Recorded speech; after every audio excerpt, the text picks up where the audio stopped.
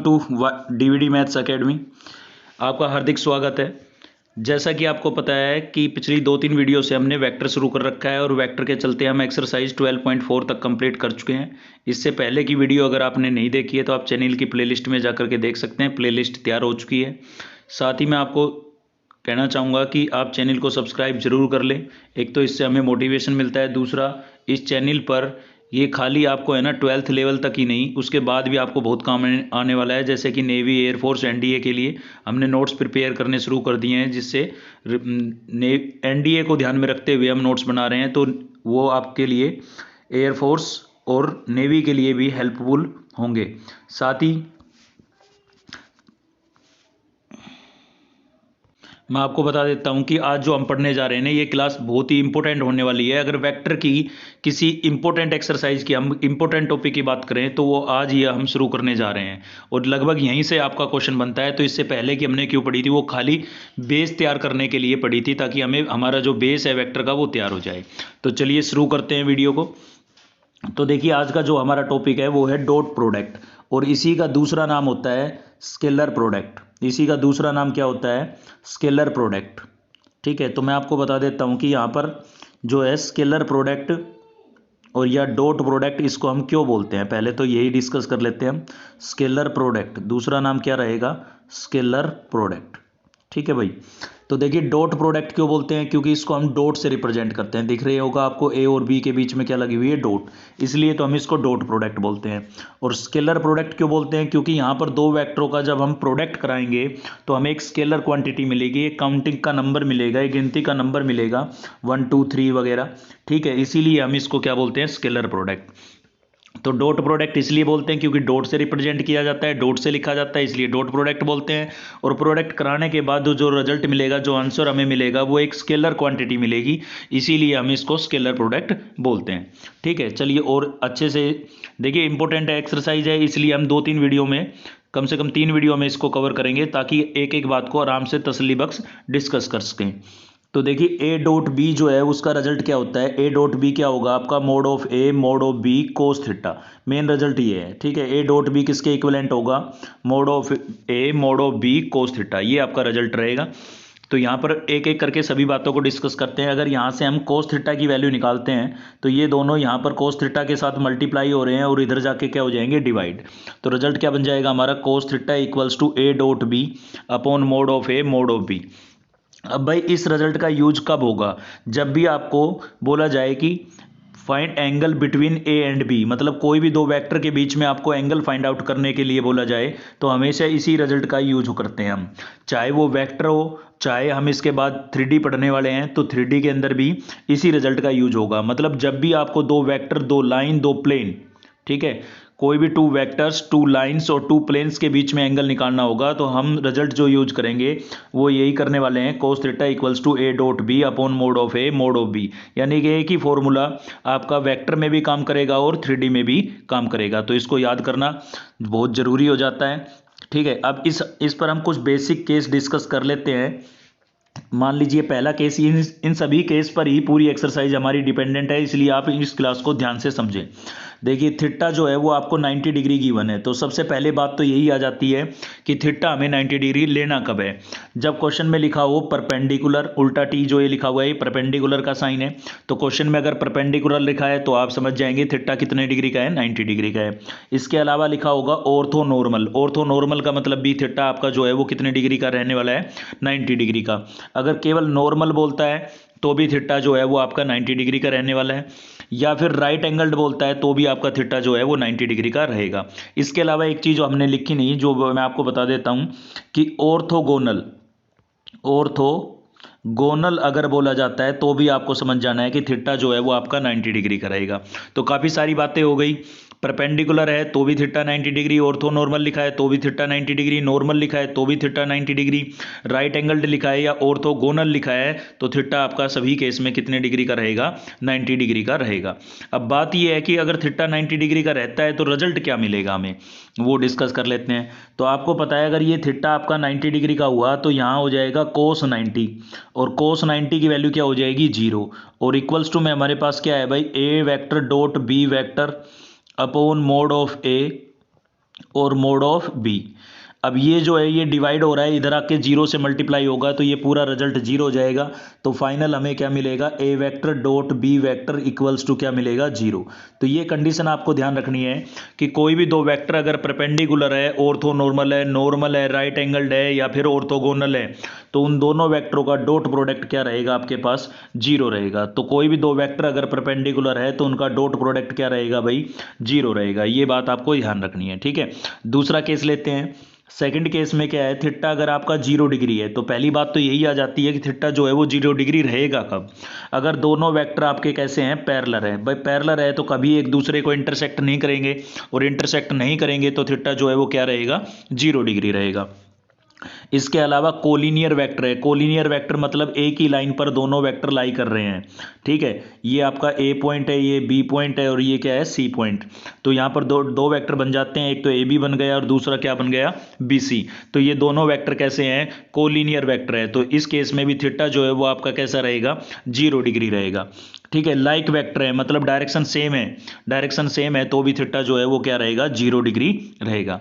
अब 0 डिग्री तो रहेगा, केस क्या आएगा हमारे पास, रिजल्ट क्या आएगा वो डिस्कस कर लेते हैं।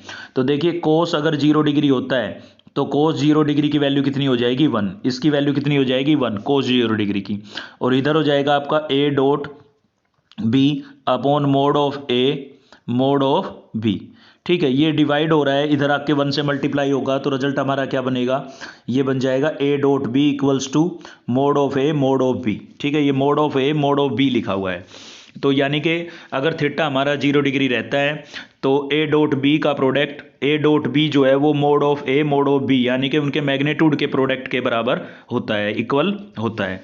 चलिए थर्ड केस डिस्कस करते हैं। अब हमारा अगर थीटा जो है वो 180 डिग्री का हो जाता है, थीटा कितना हो जाता है, 180 डिग्री। अब पहली बात तो यही आती है कि थीटा 180 डिग्री का होगा कब, जब अनलाइक वेक्टर होंगे। अनलाइक वेक्टर मतलब एक की डायरेक्शन इधर होगी तो दूसरे की उधर होगी, मतलब अपोजिट डायरेक्शन होगी। तो उस केस में जो थीटा है वो आपका कितना रहने वाला है, 180 डिग्री। अब 180 डिग्री तो रहने वाला है, लेकिन रिजल्ट क्या मिलेगा वो डिस्कस कर लेते हैं। तो देखिए यहाँ पर वापस आते हैं हम, ये जो है थीटा आपका 180 डिग्री होगा तो कोस 180 की वैल्यू -1 होती है, और इधर जो हो जाएगा वो क्या हो जाएगा, A dot B equals upon mod of A mod of B, ठीक है। ये डिवाइड हो रहा है तो इधर आके क्या होगा, मल्टीप्लाई होगा। तो रिजल्ट क्या मिलेगा, A dot B equals to minus mod of A और मोड ऑफ बी, यानी कि उनके मैग्नीट्यूड के नेगेटिव के प्रोडक्ट के इक्वल आपका रिजल्ट हो जाता है। तो ये सभी बातें आपको ध्यान रखनी है क्योंकि एक्सरसाइज में इनका यूज होगा। आगे बढ़ते हैं हम। अब देखिए हम डिस्कस कर लेते हैं कि जो यूनिट वेक्टर है उनका डॉट प्रोडक्ट क्या होगा। तो देखिए आई डॉट आई क्या होगा भाई, आई डॉट आई आपका क्या होगा, 1 होगा। अब आप पूछेंगे कि रीजन क्या है, क्या कारण है कि आई डॉट आई 1 होगा, तो सेम वही रिजल्ट लगाएंगे हम। A vector dot B vector equals to हमारे पास अभी अभी क्या था, mod of A vector mod of B vector और कोस थीटा, ठीक है। ये रिजल्ट अगर इसमें हम लगाते हैं तो क्या रहेगा, आई डॉट आई जो है वो 1 कैसे रहेगा वो चीज़ समझ रहे हैं हम। तो देखिए ए भी आपका क्या हो गया आई, और बी भी आपका क्या है आई, और आई एक यूनिट वेक्टर है इसलिए आई का मैग्नीट्यूड कितना होगा, 1। अगेन आई का मैग्नीट्यूड कितना होगा, 1। मैंने ए को भी आई से रिप्लेस कर दिया है इस रिजल्ट में, और बी को भी किससे रिप्लेस कर दिया है, आई से। तो आई का जो मैग्नीट्यूड है वो 1 रहेगा क्योंकि यूनिट वेक्टर का मैग्नीट्यूड कितना होता है, 1। साथ ही देखिए कोई भी आई जो है वो यूनिट वेक्टर है किसका, एक्स एक्सिस के सिमेट्रिक, और एक्स एक्सिस अपने आप के साथ है यानी कि एक्स एक्सिस के साथ कितने डिग्री का एंगल बनाएगी, 0 डिग्री का एंगल बनाएगी। अब आपको पता है कोस 0 की वैल्यू जो होती है वो भी क्या होती है, 1। तो कोस थीटा भी आपका क्या वैल्यू देगा, 1 देगा। अब 1 इंटू 1 इंटू 1 क्या आएगा, 1, यानी कि आई डॉट आई आपका क्या रहा, 1 रहा। सीधा भी आप याद कर सकते हैं कि लाइक यूनिट वेक्टरों का डॉट प्रोडक्ट कितना होता है, 1। आई डॉट आई 1 होगा, सेम ऐसे ही जे डॉट जे 1 होगा और के डॉट के 1 होगा। लेकिन डिफरेंट यूनिट वेक्टरों का डॉट प्रोडक्ट क्या होता है, 0, क्योंकि आपको पता है आई जो है वो एक्स के सिमेट्रिक है और जे जो है वो वाई के सिमेट्रिक है। अब एक्स एक्सिस और वाई एक्सिस एक दूसरे के साथ 90 डिग्री का एंगल बनाती है, और अभी अभी हमने पढ़ा था कि थीटा अगर 90 डिग्री है तो वेक्टरों का डॉट प्रोडक्ट क्या रहता है, 0 रहता है। इसलिए आई डॉट जे क्या रहेगा, 0। सेम ऐसे ही आई डॉट के भी क्या रहेगा, 0, और जे डॉट के भी क्या रहेगा, 0, क्योंकि ये तीनों एक्सिस एक दूसरे के साथ 90 डिग्री का एंगल बनाती है, और कोस 90 की जो वैल्यू होती है वो क्या होती है, जीरो होती है। इसलिए डिफरेंट यूनिट वेक्टरों का डॉट प्रोडक्ट क्या रहेगा, जीरो, और सेम यूनिट वेक्टरों का डॉट प्रोडक्ट क्या रहेगा, 1। आई होप आपको ये बात क्लियर हो गई होगी। चलिए आगे बढ़ते हैं, अगला इंपॉर्टेंट टॉपिक डिस्कस करते हैं। देखिए ये भी बहुत ही इंपॉर्टेंट रहने वाला है। यहाँ पर हमने डिस्कस किया है कि dot product of like vector. देखिए इससे पहले जो हमने ये पढ़े थे ये यूनिट वेक्टर थे, तो लाइक यूनिट वेक्टरों का डॉट प्रोडक्ट तो 1 होता है, लेकिन वेक्टरों का प्रोडक्ट क्या होगा, वो यूनिट वेक्टर थे, अब वेक्टर डिस्कस कर रहे हैं। तो देखिए ए वेक्टर का ए वेक्टर के साथ डॉट प्रोडक्ट क्या रहेगा, तो सेम वही रिजल्ट लगाएंगे हम। यहाँ पर हो गया मोड ऑफ ए, बी की बजाय ए ही है, तो अगला भी क्या होगा, मोड ऑफ ए, और यहाँ पर हो जाएगा कोस 0 डिग्री, क्योंकि कोई भी वेक्टर अपने आप के साथ 0 डिग्री का एंगल बनाता है। अब कोस 0 की वैल्यू क्या हो गई, 1, तो क्या केवल क्या बचेगा, mod of A, mod of A. अब मोड ऑफ ए क्या हो जाएगा, मोड ए का स्क्वायर। तो अब आप इसको याद रखेंगे, बिल्कुल बहुत ज़्यादा यूज है इसका एक्सरसाइज के अंदर।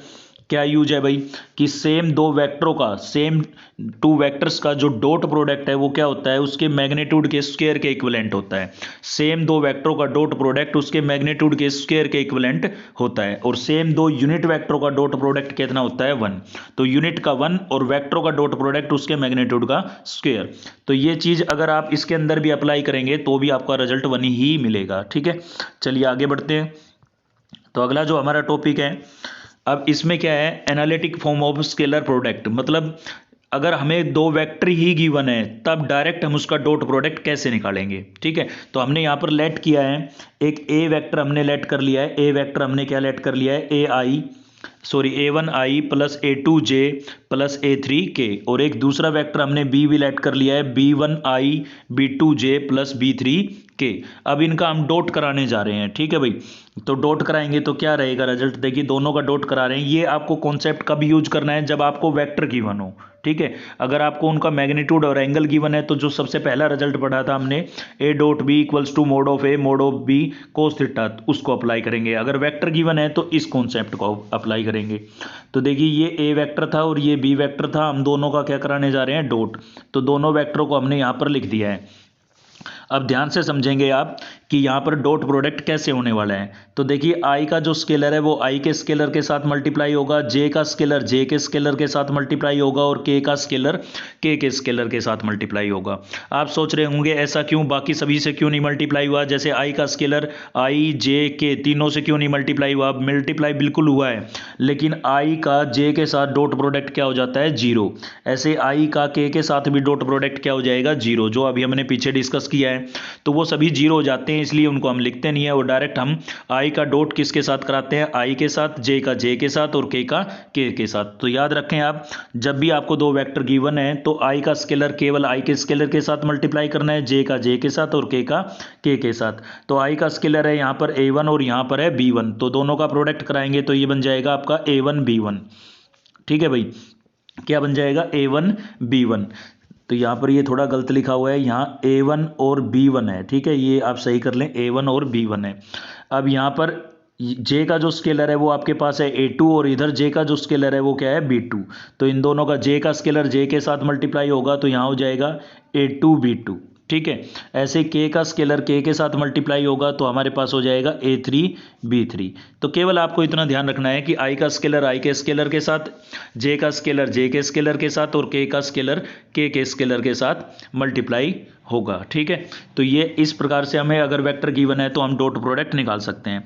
देखिए ये चीज़ तो आप बिल्कुल समझ चुके होंगे कि ये जो नोटबुक है ये किसी बच्चे की है, और हमें केवल इसमें से PDF फॉर्म बना करके पढ़ा रहा हूँ आपको, क्योंकि हमारे पास समय की थोड़ी शॉर्टेज होती है कि बोर्ड पर अगर क्लास लें तो उसमें लंबा समय लग जाता है, इतना समय होता नहीं है। ठीक है, साथ ही थोड़ी फैसिलिटियों की कमियां हैं, बोर्ड वगैरह या फिर माइक वगैरह की या कैमरे वगैरह की जो प्रॉब्लम है थोड़ी। ठीक है, तो उन चीज़ों को ध्यान में रखते हुए अब बच्चे तो पढ़ाने का मन है, मैं चाहता हूं कि लगभग सभी बच्चे हमसे पढ़ें, मैथ से रिलेटेड सभी की समस्या दूर हो जाए। ठीक है, और जिस प्रकार से रेस्पॉन्स मिलता है बच्चों से तो लगता है ऐसा कि हम उनकी हेल्प कर पा रहे हैं, इसलिए ज़रूरी हो जाती है ये चीज़ें। बाकी कमाने वमाने का कोई मकसद नहीं है, पैसे वगैरह का कोई मकसद नहीं है कि भाई यूट्यूब पर सब्सक्राइबर बढ़ जाएंगे, इनकम सोर्स शुरू हो जाएगा, ऐसा कोई मकसद नहीं है। बस हम चाहते हैं कि हम बच्चों की हेल्प कर सकें किसी ना किसी तरह। ठीक है, चलिए आगे बढ़ते हैं। तो कुछ प्रॉपर्टियाँ डिस्कस कर रहे हैं यहाँ पर। तो प्रॉपर्टी है किसकी है, properties of scalar product. Properties है किसकी है भाई, स्केलर प्रोडक्ट, जो अभी हम पर डिस्कस कर रहे थे उनकी प्रॉपर्टियां हैं। क्या प्रॉपर्टियां क्या कहती है, देखिए किसी भी कोई भी हमारे पास दो वेक्टर है, मान लीजिए ए वेक्टर है, उसको हमने एम, यहाँ पर कोई स्केलर है, कोई भी काउंटिंग का नंबर होगा ये, ठीक है, एम क्या है यहाँ पर, एनी स्केलर, तो उसको हम ए वेक्टर से मल्टीप्लाई करते हैं और उसके बाद बी वेक्टर के साथ उसका डॉट कराएं, या फिर दोनों के डॉट प्रोडक्ट को स्केलर से मल्टीप्लाई करें, या फिर एम को स्केलर से मल्टीप्लाई करके ए से डॉट कराएं। मतलब स्केलर को आप दोनों से अलग अलग 1/1 मल्टीप्लाई करके देख लें, या दोनों के डॉट प्रोडक्ट से एक बार ही मल्टीप्लाई करके देख लें, रिजल्ट जो है वो सेम रहने वाला है। अब ये प्रॉपर्टी हम क्यों पढ़ रहे हैं, ये हम इसलिए पढ़ रहे हैं ताकि आपका डाउट जो है वो ना रहे कि स्केलर को मुझे ए से मल्टीप्लाई करना है या बी से करना है या दोनों का डॉट कराने के बाद मल्टीप्लाई करना है। देखिए आप कैसे भी करें रिजल्ट क्या रहेगा, सेम रहेगा। चलिए आगे बढ़ते हैं। नेक्स्ट हमारी प्रॉपर्टी है कि ए डॉट बी जो है वो किसके इक्विवेलेंट होगा, बी डॉट ए के इक्विवेलेंट होगा। कहने का मतलब यहाँ पर कोमोटेटिव प्रॉपर्टी जो है वो आपकी एग्जिस्ट करती है डॉट प्रोडक्ट के अंदर। कोमोटेटिव जो प्रॉपर्टी है वो एग्जिस्ट करती है। क्या होती है भाई कोमोटेटिव प्रॉपर्टी, देखिए 2 + 3 जो है वो भी 5 होता है और 3 + 2 भी क्या होता है, 5। तो कोमोटेटिव प्रॉपर्टी ये कहती है कि कोई भी दो नंबरों को आप कैसे भी ऐड करें, रिजल्ट क्या रहता है, सेम रहता है। आप 2 में 3 को प्लस करें या 3 में 2 को प्लस करें, दोनों ही केस में रिजल्ट क्या रहेगा आपका, 5 रहेगा। तो यही चीज सेम हम वेक्टर में अगर अप्लाई करें तो वेक्टर के अंदर डॉट जो कोमोटेटिव प्रॉपर्टी है वो आपकी एग्जिस्ट करती है। मतलब आप ए का बी के साथ डॉट कराएं या बी का ए के साथ डॉट कराएं, रिजल्ट क्या रहेगा, सेम रहेगा। तो ये बात केवल डॉट प्रोडक्ट के अंदर एग्जिस्ट करती है कोमोटेटिव प्रॉपर्टी। जो क्रॉस प्रोडक्ट हम अगली एक्सरसाइज में पढ़ने वाले हैं उसके अंदर आपकी कोमोटेटिव प्रॉपर्टी एग्जिस्ट नहीं करती है, ठीक है। तो ये चीज आप क्लियर रखें। चलिए आगे बढ़ते हैं। एसोसिएटिव प्रॉपर्टी आ जाती है। तो 3 वेक्टर का हम जो है प्रोडक्ट करा रहे हैं। तो देखिए पहले आप बी और सी को ऐड कर लें, उसके बाद ए का इसके साथ डॉट कराएं, या फिर अलग अलग भी करा सकते हैं। मतलब ए का डॉट बी के साथ कराएं, ए का डॉट सी के साथ कराएं और फिर प्लस कर लें। तो इस प्रॉपर्टी को हम क्या बोलेंगे, सॉरी एसोसिएटिव नहीं, डिस्ट्रीब्यूटिव प्रॉपर्टी बोलेंगे। क्या बोलेंगे, डिस्ट्रीब्यूटिव प्रॉपर्टी, ठीक है। तो केवल आपको ध्यान रखना है रिजल्ट की, बस केवल इतना याद रखना है कि भाई बी और सी को प्लस करके डॉट कराएं या अलग अलग डॉट करा के प्लस कर लें, रिजल्ट दोनों ही केस में क्या रहता है, सेम रहता है। अगला केस है कि दो वेक्टरों का डॉट प्रोडक्ट, ए और बी का डॉट प्रोडक्ट अगर आपके पास 0 है तो ऐसा कब होगा, तो ऐसा 3 केस के अंदर होगा। या तो जो ए वेक्टर है आपका वो 0 वेक्टर होगा तो भी आपको डॉट प्रोडक्ट क्या मिलने वाला है, 0। या फिर आपका बी वेक्टर जो है वो 0 रहने वाला है तो भी आपको डॉट प्रोडक्ट क्या मिलेगा, 0। मतलब कोई भी दो वेक्टरों का डॉट प्रोडक्ट अगर 0 है तो इसका मतलब या तो ए वेक्टर 0 है या बी वेक्टर 0 है, और दोनों ही 0 नहीं है। अगर दोनों ही 0 नहीं है तो दोनों के बीच में जो एंगल है वो थीटा है वो 90 डिग्री का बन रहा है, यानी कि दोनों वेक्टर कैसे हैं, परपेंडिकुलर। तो ये 3 बातें रहेंगी, या तो ए 0 रहेगा या बी 0 रहेगा या दोनों परपेंडिकुलर। आप अपनी तरफ से जोड़ना चाहें तो एक बात और भी जोड़ सकते हैं इसमें कि दोनों 0 रहेंगे तो भी डॉट प्रोडक्ट क्या रहेगा, 0 रहेगा। चलिए आगे बढ़ते हैं। तो नेक्स्ट है हमारे पास कि ए और बी आपके पास 2 क्या है, वेक्टर हैं भाई, ए वेक्टर है एक और एक क्या है, बी वेक्टर है। तो इनके अंदर कुछ केस दिए हुए हैं कि ए वेक्टर प्लस बी वेक्टर के मैग्नीट्यूड का स्क्वायर। तो ये इनके मैग्नीट्यूड का स्क्वायर ये खाली नॉलेज के लिए बता रहे हैं, एक्सरसाइज में इनका कुछ यूज होने वाला नहीं है, ठीक है। केवल ये थर्ड वाली जो प्रॉपर्टी है इसका यूज होगा। तो इन पर बेस जो है ना एमसीक्यू बन जाते हैं, मल्टीपल चॉइस क्वेश्चन बन जाते हैं, इसलिए हम आपको पढ़ा रहे हैं। तो mod of A vector plus B vector का जो स्क्वायर है उसके ए के मैग्नीट्यूड का स्क्वायर प्लस बी के मैग्नीट्यूड का square plus 2a dot B हो जाएगा। तो ये लगभग वो आपकी आइडेंटिटी है, बस थोड़ा आप यहाँ पर देखें कि यहाँ मोड नहीं आएगा बस, ठीक है। तो a प्लस बी का होल स्क्वायर की आइडेंटिटी आपने पढ़ी होगी, सेम वही चीज़ है।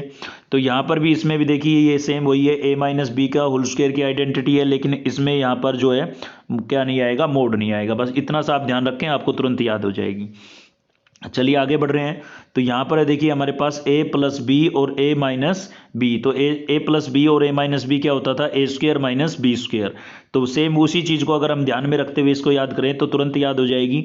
लेकिन यहाँ पर क्या आएगा, मोड a का स्क्वायर और माइनस मोड b का स्क्वायर, यानी कि इनके मैग्नीट्यूड का क्या हो जाएगा, स्क्वायर हो जाएगा। चलिए आगे बढ़ रहे हैं हम। नेक्स्ट है हमारे पास a वेक्टर हमें गिवन है। मान लीजिए एक a वेक्टर है एक b वेक्टर है, कोई भी दो वेक्टर है। तो ये कुछ प्रॉपर्टी है हमारी कि a डॉट बी का जो प्रोडक्ट है और उसका स्क्वायर उनके मैग्नीट्यूड के स्क्वायर के प्रोडक्ट से क्या होता है, ग्रेटर होता है। यानी कि इसका जो रिजल्ट है वो इससे क्या होता है, लेस या इक्वल होता है, ठीक है। या फिर कह लें आप इसका जो रिजल्ट है वो इससे ग्रेटर या इक्वल होता है, एक ही बात है, ठीक है। तो दो वेक्टरों का डॉट प्रोडक्ट के मैग्नीट्यूड का स्क्वायर हमेशा लेस देन इक्वल्स टू होगा mod of A square into mod of B square के।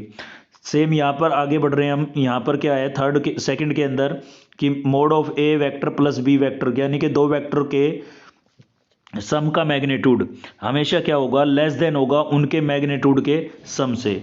मतलब सम का मैग्नीट्यूड जो है वो लेस देन इक्वल्स टू होगा उनके मैग्नीट्यूड के सम से, और डिफरेंस का जो मैग्नीट्यूड है वो ग्रेटर होगा उनके डिफरेंस के मैग्नीट्यूड से। तो यानी कि पहले दो वेक्टरों का आप सम करें फिर मैग्नीट्यूड निकालें, तो वो जो है वो लेस देन इक्वल्स टू होगा उनके दोनों वेक्टरों के मैग्नीट्यूड के सम से। और डिफरेंस में दोनों का पहले आप ए में से बी को माइनस करें फिर उसका मैग्नीट्यूड निकालें, तो वो जो है ए के मैग्नीट्यूड माइनस बी के मैग्नीट्यूड से क्या रहेगा, ग्रेटर रहेगा, ठीक है। तो ये कुछ एक्स्ट्रा बातें थी जो आपको एमसीक्यू यानी कि मल्टीपल चॉइस क्वेश्चनों के अंदर हेल्प करेगी।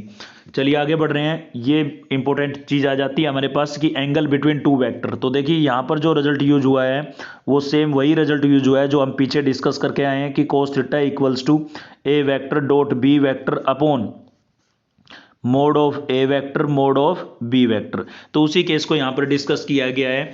अभी आपको याद होगा पीछे हम पढ़ के आए थे कि ए डॉट बी हमने वहाँ पर कैलकुलेट किया था, आई का स्केलर आई के साथ, जे का जे के साथ और के का के के साथ जो हुआ था मल्टीप्लाई हुआ था। तो वहाँ पर जो ए डॉट बी का रिजल्ट आया था वो डायरेक्ट हमने यहाँ पर यूज किया है।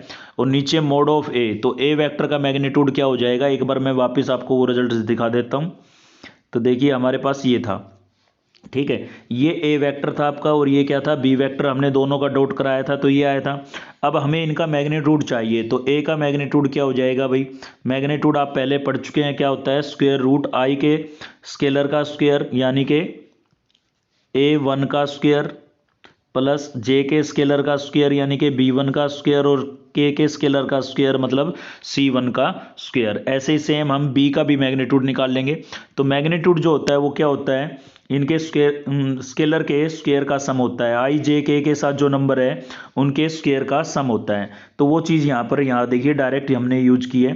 तो cos थीटा जो है वो A1, ये फाइनल रिजल्ट आप याद रखना चाहें तो रख सकते हैं, वैसे कोई ज़्यादा ज़रूरी नहीं है। ज़रूरी क्यों नहीं है, क्योंकि हमें पहले वाला रिजल्ट याद है तो भी हमारा काम चल सकता है, क्योंकि cos थीटा इक्वल्स टू क्या होता है, A vector dot B vector upon mod of A vector mod of B vector. तो वेक्टर फॉर्म में गिवन होगा तो डायरेक्ट हम ये लगा लेंगे। अगर हमें डायरेक्शन रेशियो गिवन होंगे तो हम उनको वेक्टर में कन्वर्ट करके भी इसका यूज कर सकते हैं। अगर आपको डायरेक्शन रेशियो ये वाला रिजल्ट याद है तो आप सीधा ये भी यूज कर लेंगे, कब, जब डायरेक्शन रेशियो आपको गिवन है, ठीक है। बाकी एक्सरसाइज में आपको एक एक बात क्लियर होगी, टेंशन ना लें आप। एक रिजल्ट से भी कहने का मतलब यहाँ पर काम चल सकता है। अगर डायरेक्शन रेशियो गिवन है तो डायरेक्ट इसमें पुट कर दें और वेक्टर गिवन है तो ये वाला अप्लाई कर लें, ठीक है। इसके अलावा हमारे पास आता है प्रोजेक्शन, जो लास्ट टॉपिक रहेगा, उसके बाद एक्सरसाइज शुरू हो जाएगी हमारी, ठीक है। तो प्रोजेक्शन क्या होता है भाई, projection of A vector on B vector और B vector on A vector. एक या दो क्वेश्चन आपको प्रोजेक्शन के देखने को मिलेंगे, तो इनको याद करना बहुत ही आसान है। देखिए ऊपर दोनों का क्या हो रहा है, डॉट, यहाँ पर भी और यहाँ पर भी, तो नीचे मैग्नीट्यूड जो है वो चेंज हो रहा है। तो ऑन के बाद जो वेक्टर होता है ना उसी का मैग्नीट्यूड अपॉन में लिखा जाता है। यहाँ ऑन के बाद है बी तो बी का मैग्नीट्यूड, और यहाँ ऑन के बाद है ए तो ए का जो मैग्नीट्यूड है वो अपॉन में रहेगा, ठीक है। तो ये कुछ बेसिक था जो हमने डिस्कस किया। अब है हमारी एक्सरसाइज।